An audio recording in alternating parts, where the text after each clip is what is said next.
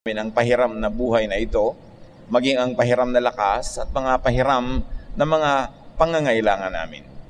Nawa kami, Panginoon, ay makapagdulot sa inyo ng kaluwalhatian sa aming pagsunod, pakikinig, at sa aming pamumuhay ayon sa iyong kalooban. Ngayon, Panginoon, kayo po ang siyang mangaral. Turuan niyo po kami, akayin, papagliwanagin ang aming isip, lalo sa mga bagay na may kaugnayan sa buhay na walang hanggan, sa aming relasyon sa iyong anak na si Jesus.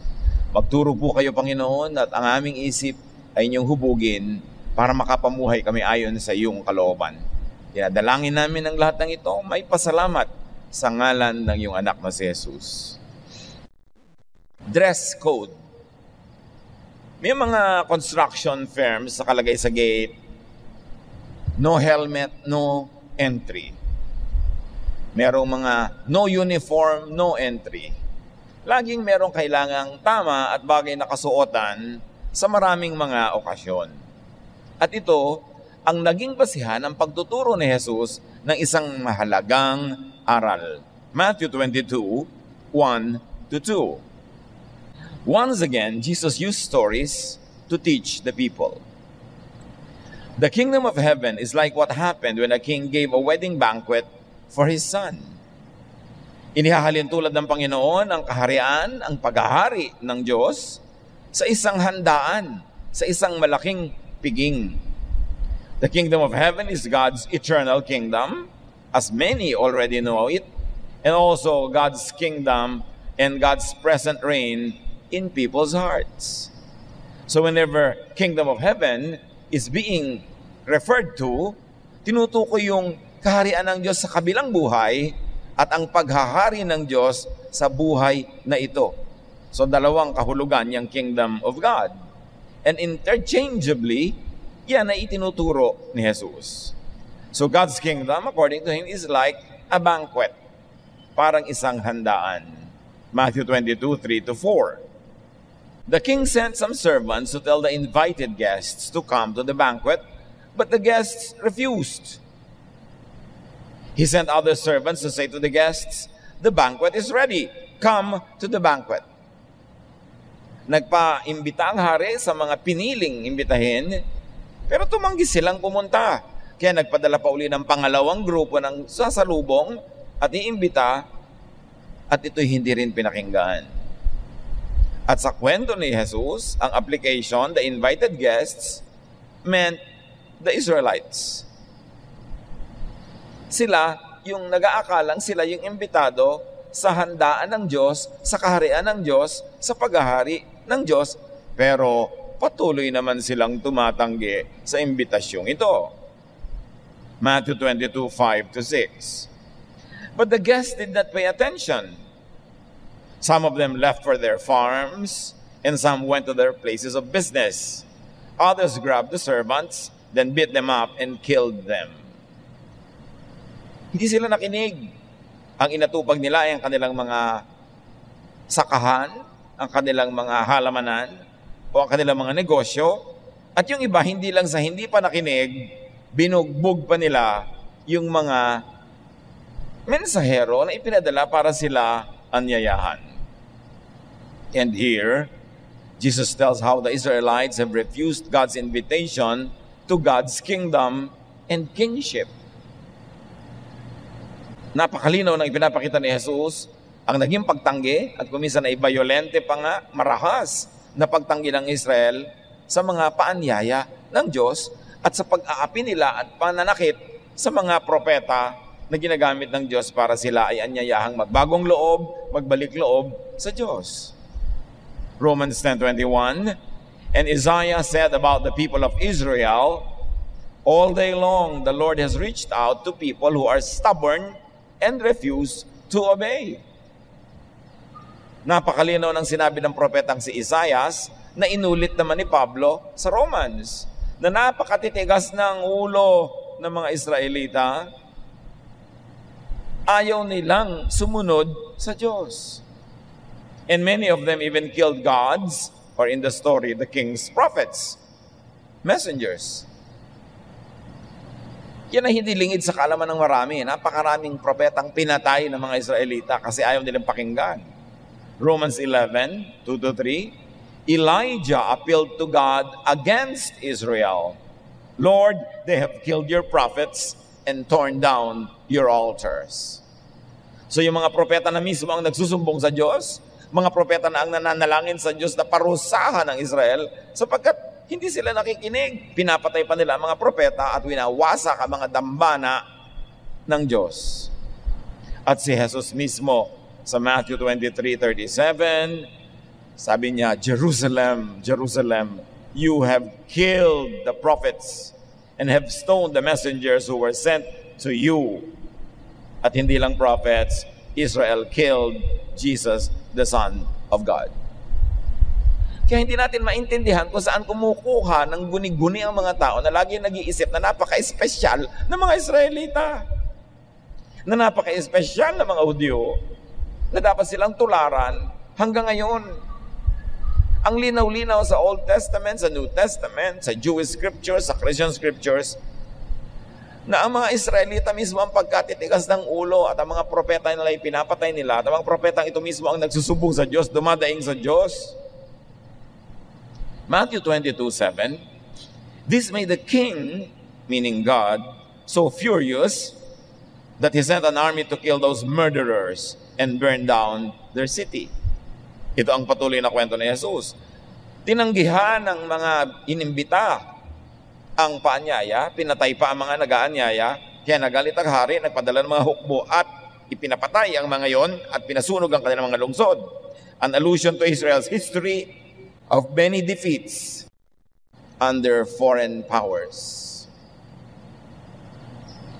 Ang daming panahon, paulit-ulit, na natatalo sa mga giyera ang Israel, binibihag, inaalipin sila, at ito ang inuungkat ni Jesus. Na nagalit ang Diyos at sila ay pinapatalo, sila ay hinahayaang magdusa. Matthew 22:8-9, then he said to the servants, it is time for the wedding banquet, and the invited guests don't deserve to come. Go out to the street corners and tell everyone you meet to come to the banquet. So hindi na karapat, dapat pang hintayin yung mga iniimbitang ayaw pumunta. Kaya sabi ng hari, lumabas kayo sa mga lansangan, anyayahan nyo ang sinumang naroon. Lahat ang invitation na natin to whom it may concern. It becomes an open invitation. And so Israel's boast of exclusive access to the banquet, to the kingdom of God, is demolished by Jesus. Sa kwentong ito, dinurog, binasag ni Jesus yung ilusyon ng mga Israelita lamang ang imbitado sa handaan sa kaharian ng Diyos, sa paghahari ng Diyos. Kasi sabi niya, ngayon, inilipat ang imbitasyon sa mga taong kahit sinong handang tumanggap ng paanyaya. Matthew 22:10, they went out on the streets and brought in everyone they could find, good and bad alike, and the banquet room was filled with guests. Sa wakas na puno na ang bulwagan na paghahandaan at paggagawa ng pagdiriwang, at sabi, mabutit masama, inimbita at napuno ang bulwagan. Ang mga Israelita kasi, may mga hinati nila ang sangkatauhan sa mabutit masama. Sila yung mabuti at ang hindi sila masama. Sila yung Jew, ang hindi sila Gentile. Ang Gentile masama, ang Jew mabuti. Yun ang kanilang pananaw. At sinabi dito, naku, wala na yung ganong dibisyon. Lahat inanyayahan, Israelita man, Hudyo man, o Hentil, o according to their standards, good man o bad. Everyone, good or bad, clean or unclean, Jew or Gentile, was invited. And remember, ang pinag-uusapan talaga dito, hindi naman handaan, kundi kingdom of God.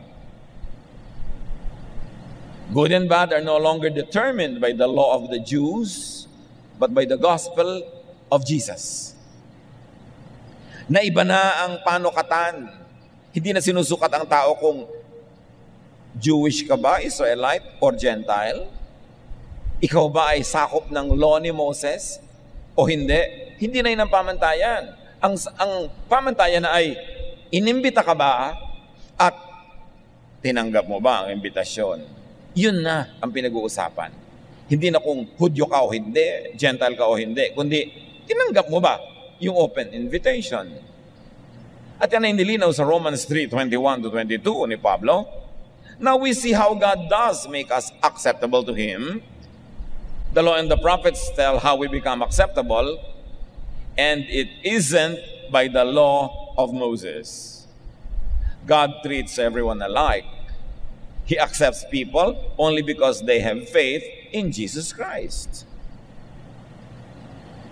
So yun na ngayon ang naging bagong kahulugan ng good, ng godly. Hindi na yung kandarapa at nagkakandahirap sumunod sa law of Moses. Ibig sabihin, hindi na yung mga legalistic Jews, hindi na yung mga legalistic religyoso. Ang good na ngayon ay yung may pananalig kay Jesus. Pag nananalig ka kay Jesus, itinuturing ka ng langit na good. No matter what your record is, what your history is, no matter your personal performance, when you believe in Jesus, you are considered good. When you accept the invitation, you come into the banqueting table, you are considered good. Galatians 3:26-28. All of you are God's children, not because you are Jews, not because you obey the law, but because of your faith in Christ Jesus. And when you were baptized, it was as though you had put on Christ in the same way you put on new clothes. So niya, kayo yung mga anak na ng Diyos, hindi dahil kayo'y Hudyo, naging Hudyo, sumunod sa law of Moses. No! Anak kayo ng Diyos dahil nanalig kayo kay Jesus. At nung kayo binautismohan, ay tulad nyo yung nagsuot ng bagong damit. Ang damit nyo ngayon si Jesus. Hindi na yung dati nyong damit na identity nyo, religious identity, religious label, performance, personal record. No! Ang damit nyo na ngayon so you can enter with remember, no uniform, no entry.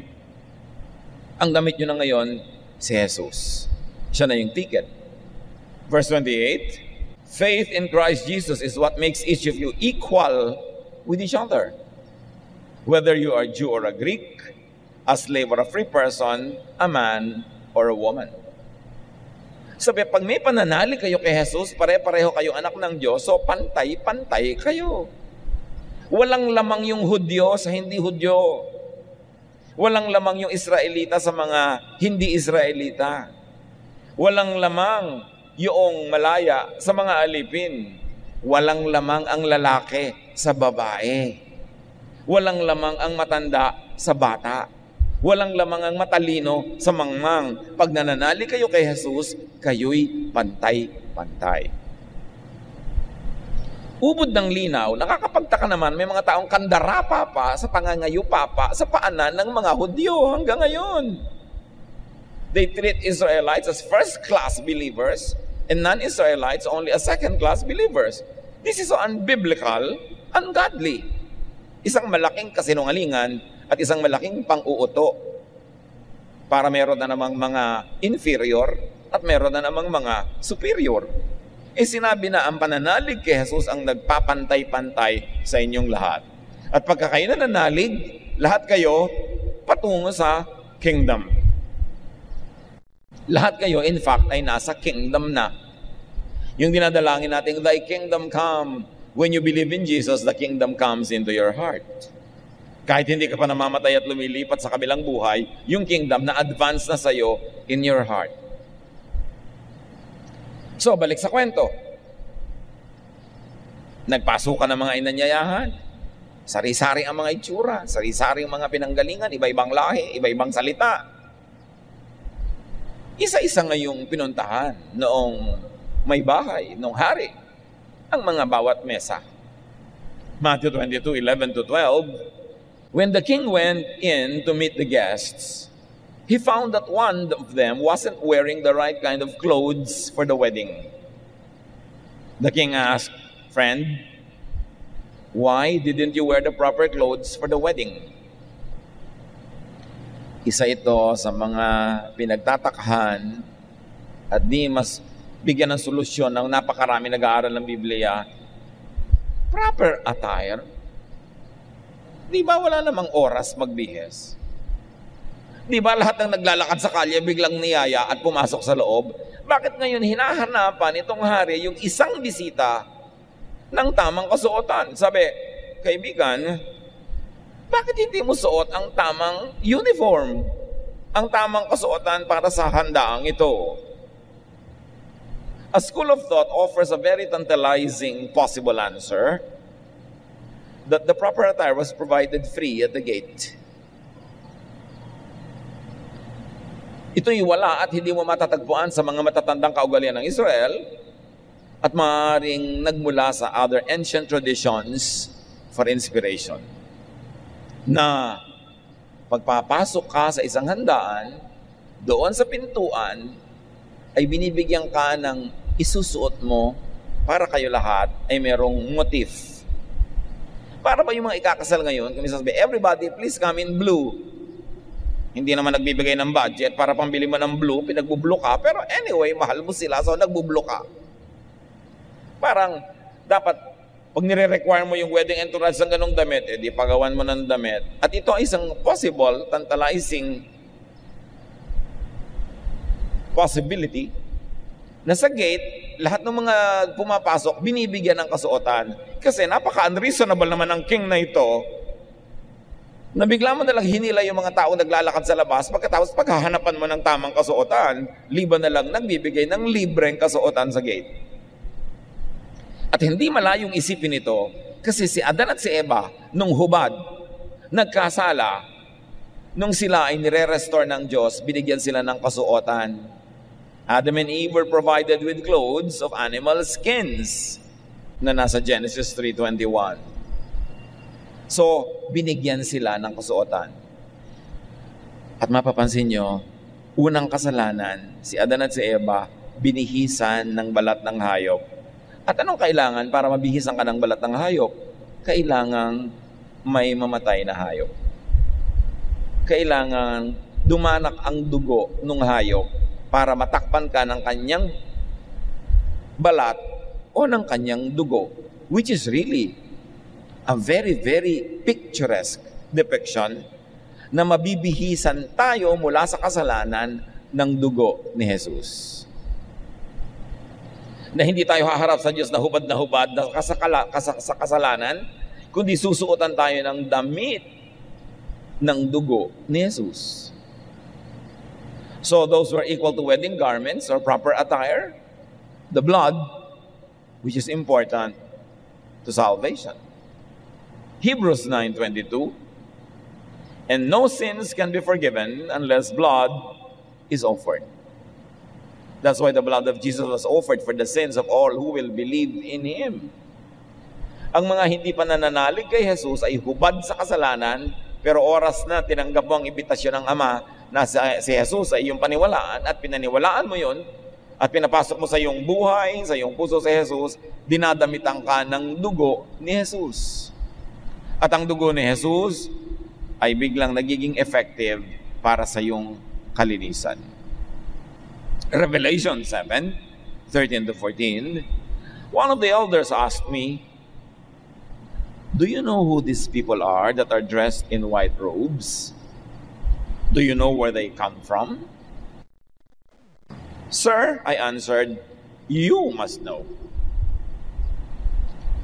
"They have washed their robes in the blood of the Lamb and have made them white." Sabi daw ng Diyos dito kay John, alam mo ba kung sino ang mga nakaputi na yan? Kilala mo ba sila? Alam mo ba kung saan sila naggaling? At sabi ni John, Ginoo, kayo po ang nakakaalam. At sabi ng Diyos,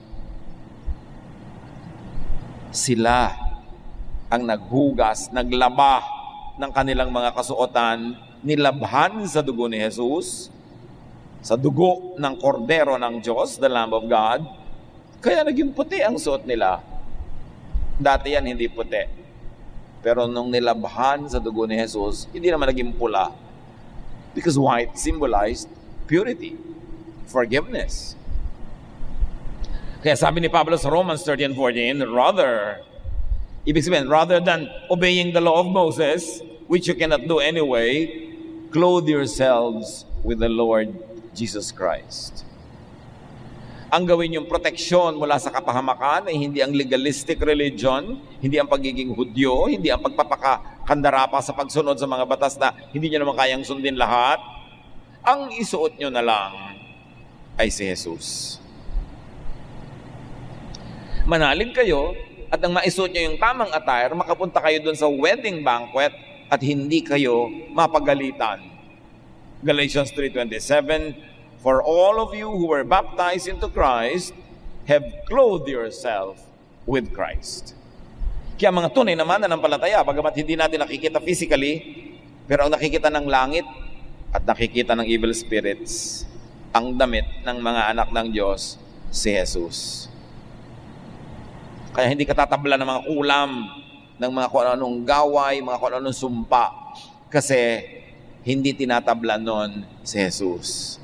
At si Jesus ang ating damit, ang ating kasuotan. Meanwhile, no blood, no entrance. No proper garment, no entrance. Dapat suot mo yung tama. May tanong. And the question is, who would reject the provided dress and insist on wearing his own outfit? Ipagpalagay na. At ito'y haka-haka lang natin kasi hinahanapan natin ang sagot yung tanong na, bakit naman pinaghahanapan ng damit? Bigla-bigla lang inimbita. At ang ating pinagbabasihan ay mga ibang mga references, lalo sa pagbibihis kay Adan at kay Eva, ipinrovide yung damit. Kung papasok ka dito sa handaang ito at ibinibigay yung libreng damit sa gate, sino kaya ang tatanggi sa damit na yon? Anong uri ng tao ang tatanggi sa, ayokong isuot yung binibigay niyo sa gate? Of course, someone who considers the provided and required attire, and in this case, meaning the blood of Jesus, as inferior. Pag nagagandahan ako sa sarili kong damit, binibigyan mo ko ng isang damit yan sa gate para isuot, tatanggi ako. Ibig sabihin, mas maganda ang damit ko kaysa dyan. Mas bagay ako umattend sa wedding na ito, sa banquet na ito. So, huwag ko nang isuot yung binibigay mo kasi mas maganda naman tong akin. Who would refuse such an attire? Someone who considers his own clothes, and the spiritual meaning is his own righteousness, as superior to the provided attire. Kung physical na damit ang pinag-uusapan, ang tatanggi doon sa ibinibigay ay yung ang tingin niya, yung sarili niyang damit, mas maganda. And in a spiritual application, sino ang tatanggi kay Jesus bilang tagapagligtas? Sino ang tatanggi sa libreng kaligtasan dahil sa sakripisyo at dugo ni Jesus? Di yung mga taong ang tingin nila sa sarili banal na, okay na, hindi nila kailangan ng forgiveness, hindi nila kailangan ng grace kasi they obey the law. Yun ang equivalent ng taong hindi isinuot yung proper wedding attire. Which really means insisting on one's own merits. At ano yung mga merits na yon? Tulad ng ethnicity. Hoy, Israelite ako, hindi ko kailangan si Jesus. Those who insist on their nationality as a privilege in heaven. Those that consider legality. I obey the law. I tithe. I do not eat blood. I do not work on the Sabbath. Yung mga ganon, mga legalidad. Those that insist on their own merits as ticket to the banquet. Sino ang tatanggi sa damit ni Jesus? Yung ang tingin, yung damit niya, tama na o maganda na. But the arrogant guest had no excuse. Wala naman siyang dahilan para magyabang kasi hindi naman sapat yung damit niya. Hindi sapat ang pagiging Israelite. Hindi sapat ang pagsunod sa mga law of Moses. Hindi sapat ang membership sa anumang relihiyon. Walang ganon. Hindi sapat ang religious service. Hindi sapat yung naglilingkod ka, meron ka ministry. Sabi ni John sa Matthew 3:9, sa mga Israelite na ipinagyayabang, aba, apo kami ni Abraham, hindi namin kailangan yung bautismo mo, hindi namin kailangan yung Jesus na yan. Sabi ni John, don't start telling yourselves that you belong to Abraham's family. I tell you that God can turn these stones into children of Abraham. Huwag niyong ipagyabang na Israelita kayo, na apo kayo ni Abraham. Hindi na i-impress ang Diyos dyan. Kahit ang mga batong ito, kung iibigin ng Diyos, magagawa niyang anak ni Abraham. At mabuti pa, mga batong ito dahil susunod, kayo mga bato ang puso nyo, pinapatay nyo ang mga propeta, ang tagal-tagal na, hindi kayo nakikinig. Kaya huwag nyo ipagyabang ang inyong nationality. Huwag nyo ipagyabang ang inyong ethnicity. Wala yang epekto para kayo pumasok sa kaharian ng Diyos. So balik sa kwento, sabi nung hari, bakit hindi mo suot ang tamang kasuotan? Matthew 22:13. So the king gave orders for that person to be tied hand and foot and to be thrown outside into the dark. That's where people will cry and grit their teeth in pain. Marami talaga who are baffled by this story. Nagtataka. Sa lagay, inimbita lahat yung dumadaan, pagkatapos hindi tama yung damit ng isa, ginanyan. Kasi nga, ang tanging nating pwedeng hanaping kasagutan ay the wedding garment, the dress code, was provided free at the gate. So kasalanan mo na pag di mo pa sinuot. So lahat imbitado sa kalangitan, lahat imbitado na pagharian ng Diyos, but you've got to wear the dress code, the wedding garment, the blood of Jesus. Ini-offer, libre, walang bayad.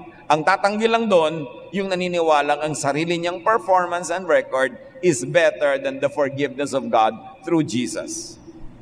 So, wearing your own clothing, your own merits, your own goodness will get you kicked out of the banquet.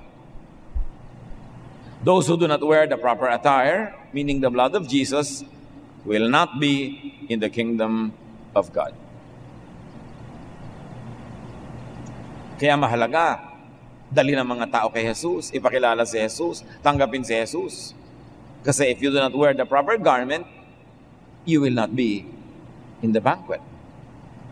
Lahat ng mga mahal natin sa buhay, dapat sabihan natin. Because we want them to be with us in the banquet. Libre naman. Walang bayad. Bakit hindi natin sabihin? Kailangan lang tayo mag-imbita na mag-imbita na mag-imbita. Dapat hindi tayo tumitigil ng kaya imbita para sila man makasama sa banquet. In eternity and here. Kasi hindi mo naman kailangan hintayin na kamatayan para mamaramdaman ang paghahari ng Diyos. Pag lumalapit ka kay Jesus, nakikinig ka sa kanyang mga kautusan, turo, nagkakaroon ka ng kalayaan, nagkakaroon ka ng kapahingahan, heaven din yun, on earth. Na kailangan maramdaman na agad ng mga mahal natin sa buhay. So kailangan natin silang dinadala sa Panginoon. At ang pagwawakas, sabi sa Matthew 22:14, sabi ni Jesus, many are invited, but only a few are chosen. Another pagtataka. Ang daming inimbita pero kukunti lang pinipili. The chosen here refers to those who choose to wear the proper attire. So lahat iniimbita pero kailangan tanggapin mo yung imbitasyon at kailangan isuot mo ang kabutihan, kabaitan, pagpapatawad ni Jesus. John 3:16, for God so loved the world, a big invitation to everybody, that He gave His only one and only Son, that whoever believes in Him, meaning whoever wears the proper wedding attire, shall not perish, but have eternal life. We have said again and again that God's kingdom is heaven or life in eternity, and God's kingdom can also be God's personal reign or rule in people's hearts today. Sa future at sa present, God's kingdom. And in both cases, the ticket to enter is the faith in Jesus that empowers the believer to become a child of God and to sit at the Lord's table. The ticket to enter is the proper attire, the blood, the garment, the banner of Jesus. Kaya tayong nandun na at nakikisalo sa banquet na ito, sa handaan, bring people to the saving knowledge of Jesus, to God's banqueting table, win souls, evangelize, good old-fashioned evangelism and soul winning, kailangan patuloy. Kasi baka merong nandun na sa handaan, mapalabas pa because they are not wearing the proper attire. At marami nag-church talaga, pero yung pala papalabasin din in the end kasi naniniwala lang sila sa kanilang merit. Nakatali sila sa law. Sobra silang kandarapa sa ethnicity, sa nationality, as ticket to the kingdom of God. Mapapalabas yun. Give people the proper attire, which is Jesus or Jesusness. Anong ibig sabihin natin na Jesus? Yung branded Jesus, si Jesus na nasa Gospels, si Jesus na may pangalan, si Jesus na ituturo natin. It is so very, very commendable to give people Jesus or Jesusness. And what is Jesusness?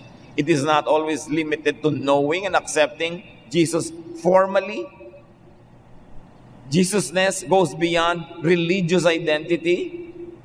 In other words, merong talagang Jesus na Jesus ang linaw, yung Jesus sa gospel, tinanggap si Jesus, at meron naman, kahit wala yung formality na yon, sa buhay, sa puso, sa pananalig, sa asal, Jesus na Jesus, yun ang Jesusness. So, yung pagiging maka-Jesus, ang pagsusuot ng garment, hindi lang limited sa mga formal Christians who are identified formally and legally with a Christian congregation or sect. Yun yung Jesus. But Jesusness is generic, not branded.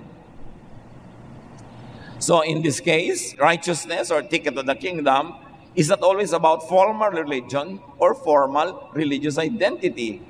It is not about religious label or membership or formal doctrinal declarations.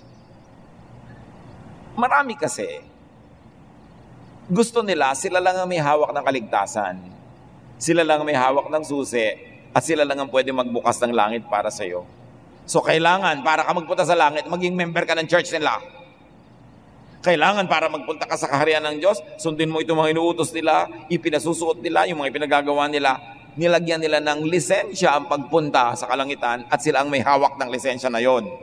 Ganyan ang itinuturo ng marami. And that is formal religiosity. But what are we saying about Jesusness? The informal spirituality, yung kahit hindi ka sumali sa ganong grupo, kahit hindi ka sumali sa ganong sekta, hindi ka nagkaroon ng ganitong label, pero ang puso mo, Jesus na Jesus, ang ginagawa mo, Jesus na Jesus, nasa iyo ang Jesusness. At kung minsan, may mga tao na hindi nila alam, nag-ahari pala sa puso nila si Jesus, dahil hindi lang nila alam yung label.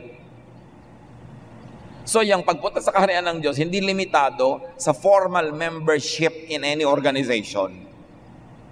Yan ay nakasalalay sa personal mong relasyon sa Diyos, sa personal mong pagiging tulad ni Jesus, kahit hindi ka laging aware na katulad ka pala ni Jesus, pero ang mahalaga, tulad ka ni Jesus sa isip, sa salita, sa gawa.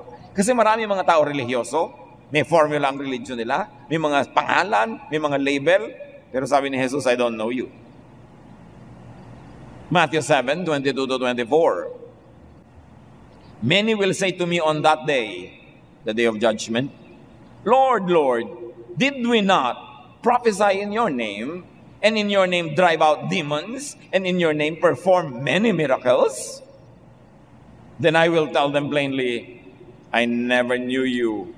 Away from me, you evildoers. Parang yung tao doon sa wedding na pinalabas, itinali, iginapos, hinagin sa labas. Sabi ni Jesus, oo, religyoso ka. Oo, nagpo-prophesy kayo in my name, nagpipreach kayo. Oo, nagpapalayas kayo ng mga demonyo sa pangalan ko. Oo, naghihimala pa nga kayo. Pero eto, sinasabi ko sa inyo ng diretsahan, hindi ko kayo kilala. Hindi ko kayo katulad. Puro lang kayo relihiyon, pero masasama ang puso nyo. Di kayo mababait, religyoso lang kayo. Puro kayo religious formula, puro lang kayo dasal, puro kayo This is that, legal. Pag may nagkakasala, binabaton nyo. Pag may nagkakasala, gusto nyo patayin. Pag may nagkakasala, hindi nyo pinapatawad. Ang sihigpit ninyo, wala kayong ginawa kundi mamintas ng mga ibang pananampalataya, manira sa mga ibang mga religious leaders. Hindi ko kayo kilala kahit punong-puno ng relihiyon ang naging buhay nyo. Ano sinabi ni Jesus? So these people are legally what you might call in Jesus, but spiritually, wala silang Jesusness. So ang mahalaga yung flavor, yung essence, yung espiritu ni Jesus na umiiral, nag-aahari, nakikita sa ating buhay kahit wala kang religious label or membership. Siyempre, ang itinuturo ng mga relihiyon, membership. Para maging member ka nila kasi silang may hawak ng pinto sa langit. Bakit naman ipagkakatiwala ng Diyos ang pinto sa langit sa isang tao, sa isang grupo, at pag hindi ka nakasali sa kanila, pupunta ka sa impyerno? Ano yun? Pang-utulang nila yon para sa kanila kasumali. Walang ganon. Dapat may personal relationship ka sa Diyos. Kaya nga itong tinukoy ni Jesus, masyadong relihiyoso na, naglilingkod, marami nang ginagawa. Sabi ni Jesus, di ko kayo kilala. Umalis-alis kayo sa harapan ko. Meanwhile, may mga taong hindi relihiyoso, hindi member ng ganito at ganong sekta, pero ang trabaho ni Jesus. Ang kabaitan ni Jesus. Ang kabutihan ni Jesus. Yun ang may Jesusness. Yun ang welcome. Kasi ang suot nila, the wedding garment, the heart and kindness of Jesus, the blood of Jesus. At ito ang lagi nating tinutukoy na Jesusness. Goodness in deeds, with or without formal religious labels. Ang titingnan, performance, hindi membership. Ang titingnan, personal na kabutihan. Hindi kaanib ka nito at kaanib ka doon. O ito ang ministry mo. Ang mahalaga yung puso. 2 Corinthians 5:10, Christ will judge each of us for the good or the bad that we'll do while living in these bodies. Uungkatin, susukatin, titingnan ang personal goodness mo. Hindi membership, hindi title, hindi ministry. Kumusta naman ang puso? At ito ang ating tinatawag na generic spirituality. Walang brand, pero effective din, mabisa. Hindi lang kailangan na meron kang religious brand or membership. Ang mahalaga, personally, privately, between you and God, ano ka ba talaga? Sino ka?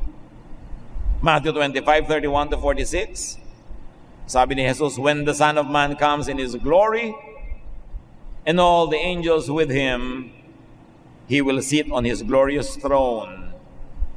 All the nations will be gathered before Him, and He will separate the people from one from another, as a shepherd separates the sheep from the goats. He will put the sheep on His right, and the goats on His left.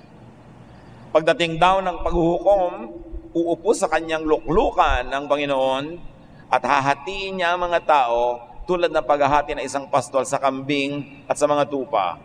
Ilalagay sa kanan ng mga tupa, ilalagay sa kaliwa ang mga kambing. So meron palang ganon, may tupa, may kambing. Then the king will say to those on his right, come, you who are blessed by my Father, take your inheritance. The kingdom prepared for you since the creation of the world. So kingdom na naman ang pinag-uusapan.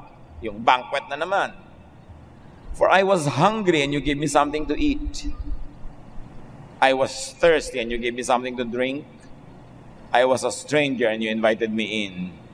I needed clothes and you clothed me. I was sick and you looked after me. I was in prison and you came to visit me. Then the righteous will answer him, Lord, when did we see you hungry and feed you? Or thirsty and give you something to drink? When did we see you a stranger and invited you in? Or needing clothes and clothe you?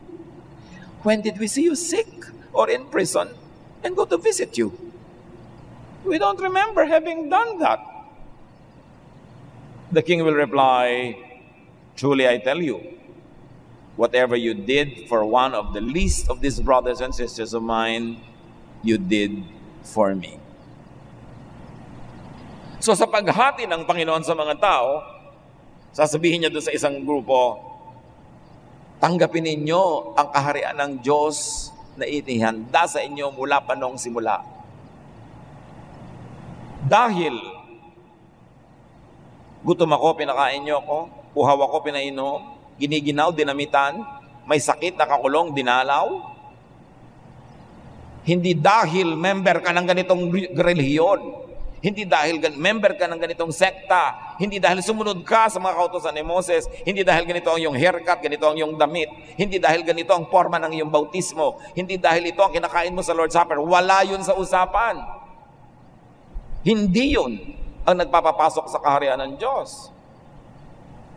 At sabi ni Jesus, kasi gutom ako, pinakain niyo ako, uhaw ako, pinainom, nangangailangan, binigyan. Kailan naman po nangyari yun? Wala naman kaming ganong naalala. Hari kayo, Diyos kayo, bakit naman kayo namin tutulungan o papakainin o papainumin? At sabi ng Panginoon, pag ginawa nyo yan sa mga kawawa, sa mga kapuspalad, sa mga nangangailangan, itinuturing ko yang sa akin ginawa. Kaya hali kayo, tanggapin nyo ang kaharian ng Diyos. Walang pinag-usapang religious identity doon. Walang pinag-usapang religious membership or legal religion. Ang sinukat, puso, kabutihan, Jesusness. Kasi ganun si Jesus. Ang gutom pinapakain, ang uhaw pinapainom, ang may sakit pinapagaling, ang mga may sakit dinadalaw, yung mga kakadiri, hinihipo, niyayakap, yun si Jesus. At kung yun ka, you inherit the kingdom of God. Not based on your religion or religious membership. Ang suot mo para manatili ka nandun sa banqueting hall ay si Jesus, Jesusness. Puso ni Jesus, kabutihan ni Jesus na nagpatawad sa iyo, at ngayon ay kabutihan ni Jesus na naghahari sa iyong buhay, kaya ikaw, para na rin si Jesus, mapagpatawad, mapagbigay, maibigin. Yun ang hinahanap na wedding garment, na dress code. Verse 41, then he will say to those on his left, depart from me, you who are cursed, into the eternal fire prepared for the devil and his angels. Why? I was hungry and you gave me nothing to eat. I was thirsty and you gave me nothing to drink. I was a stranger and you did not invite me in. I needed clothes and you did not clothe me. I was sick and in prison and you did not look after me. Then they will say, Lord, when did we see you hungry or thirsty or a stranger or needing clothes or sick or in prison and did not help you? Of course we will not do that to you. He will reply, truly I tell you, whatever you did not do for one of the least of these, you did not do for me. Then they will go away to eternal punishment, but the righteous to eternal life. At ano yung righteous dito? Yung Jesusness, yung Jesus ang ugali, Jesus ang puso, at suot ang dugo ni Jesus dahil sa pananalig kay Jesus. Sabi niya, hindi nyo ginawa sa akin. Yun ang problema. Hindi nyo isinuot ang wedding garment ng kabaitan, ng kabutihan. Ang isinuot nyo lang yung relihiyon ninyo. Ang isinuot nyo lang yung legalismo ninyo, yung self-righteousness ninyo, yung mga acts ninyo na sa labas mukhang mabuti, pero ang dudumi ng mga puso nyo, hindi nyo ako mauto, hindi nyo ako maloloko, out. Kaya mahalaga, Jesusness, the wedding garment. Not just to be a legal Christian. Kasi maraming legal Christian, hindi maka-Jesus ang ugali. Dapat maka-Jesus. The ticket to the banquet kingdom is not branded ethnicity or nationality, not religious identity or affiliation or membership, but deeds, essential spiritual goodness based on faith in Jesus Christ. Actual, personal goodness. Hindi outward, ceremonial looks, goodness in and through Jesus and through the blood of Jesus, that is the correct wedding attire. Romans 2:13-14. God accepts those who obey the law, but not those who simply hear it. Some people naturally obey the law, commands, and even though they don't have the law. Ang linaw ng sinabi dito, maraming tao, kahit hindi nila hawak yung Biblia, sumusunod sila sa diwa nun. Maraming tao, kahit hindi sila legally Jewish or Christian or any branded religion, sa puso nila, sa action nila, sa salita nila, maka-Jesus sila, Jesus na Jesus sila, ito ang itinuturing ng Diyos na kanyang mga anak.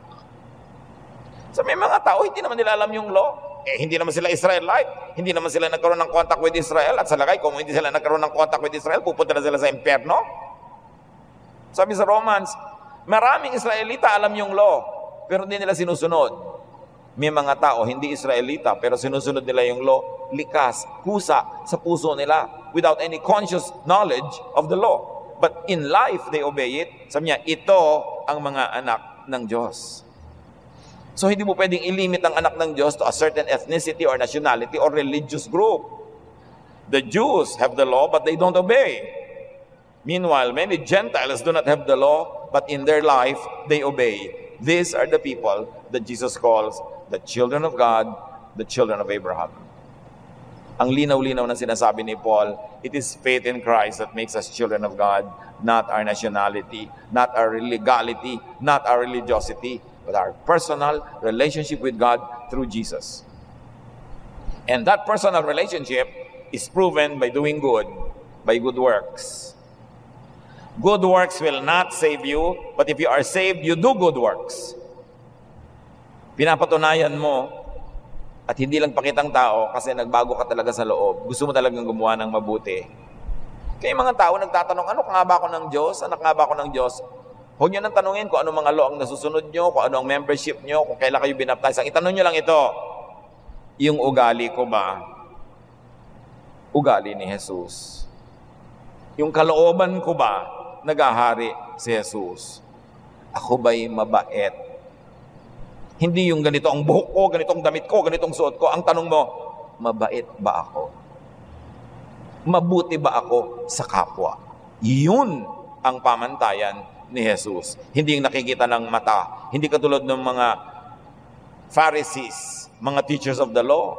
May mga kulot-kulot pa mga patilya nila, ganito ang haba ng kanilang buhok, ganito ang kanilang damit, ganito ang mga seremonya nila. Pero sabi ni Jesus, you hypocrites, stay away from me. Panglabas lang ang relihiyon nyo, wala sa puso. Kaya mahalaga sa puso. At hindi mo pwedeng makita ang puso ng kapwa. Kaya hindi ka pwedeng manghusga sa kapwa. Ang nakikita mo lang yung panlabas. At yung panlabas nga nakakadaya. Diyos ang nakakakita sa kalooban. Kaya Diyos lang ang pwede manghusga at sumukat. Wala tayong karapatang manghusga ng kapwa. Kaya kung pala husga ka, lalo dahil sabi ng Bible, ganito siya, ay masama siya. Sabi ng Bible, ganun siya. Napaka-legalistic mo. Actually, wala kang Jesusness. Don't be deceived. You will be kicked out of the wedding banquet. Ang mahalaga, tanong mo sa puso mo, kumusta naman ang aking personal kabutihan at kabaitan? Wear the wedding garment, which is faith in Jesus. Pero mayroon pang higit na mahalaga. May pinag-uusapan na yung generic Jesusness, yung hindi clear, hindi malinaw, legally, formally. Pero gusto nating linawan. Kasi yung generic spirituality, pwedeng hit and miss pa rin yun. Although, at least, merong safety net yung mga taong hindi legally Jewish or hindi legally Christian. May safety net. Pero napakagandang siguraduhin yan na bukod sa siya ay generic, spiritual Jesus na, gawin mo pang legal and conscious and intellectually aware na siya ay naka-Jesus. Kaya siyakin natin. Dali natin ang mga tao kay Jesus. Total, kilala natin ang Panginoon at si Jesus ay patuloy na nagpapakilala sa atin. Dali natin sila sa Panginoon para hindi lang sila generic spiritual Jesusness, kundi talagang actually they know by name that Jesus is in them. Para mas sure. mas sigurado, wala kang kalugihan, wala kang kawalan. But the important thing is this, dalawa lang. Kumusta po tayo personally? Are you really Jesus-like in your heart? Hindi na natin sinasabing Christian kasi ang dami ng negative words associated with Christian. Kasama na sa meaning ng Christian ngayon yung judgmental, separatist, yung mga self-righteous, nahalo na sa meaning na Christian. That's why we go back to the name of Jesus kasi hindi pa yun masyadong napopollute. Kaya ang tanong natin, how much of Jesusness is in you personally? It is what matters to God. And second question is, kumusta naman ang mga mahal natin sa buhay? Dinala na ba natin sila doon sa wedding banquet? Niyaya na ba natin sila? Tayo naman nayaya lang pero tayo ba nagyayaya? Kailangan yayain natin at pagsuotin natin ng wedding garment, the blood of Jesus, para sila ay patuloy dito at sa kabilang buhay na nasa kaharian ng Diyos. Wala sa religious membership. Ang mapapala mo lang kung minsan sa religious membership, may mga religious groups na talagang faithful kay Jesus, pero merong hindi. Merong akala mo, Kristiyano, pero hindi pala. Kaya mahalaga, hahanapin mo, how much of Jesus is in this congregation? How much of Moses? How much of Peter? How much of the prophets? Kasi ang mahalaga talaga, si Jesus. Si Jesus ay dapat salaan kung saan pinapadaan natin ang lahat ng turo ng sino man, lahat ng mga kautusan, at yung papasalang sa filter of Jesus, yun ang ating ipamuhay. Because Jesus is the Son of God, Jesus is our Savior, and Jesus is the personification of the perfect God in heaven. Everything that could be known about God in heaven was revealed through Jesus, not through anyone else. Kaya siya dapat ang pamantayan at ang mahalagang panukatan, not religiosity, but Jesusness. That is the correct attire that you can wear and that you must give to everyone else so that they can enjoy God's kingdom. Dear Lord, we thank you that the garment is given free. Salamat at ang aming ID, ang aming uniform to enter your kingdom is the blood of Jesus. Tulad ni Adan at ni Ebang nung nagkasalay, binihisa ng balat ng hayop, naging symbol of the blood that is offered for sin.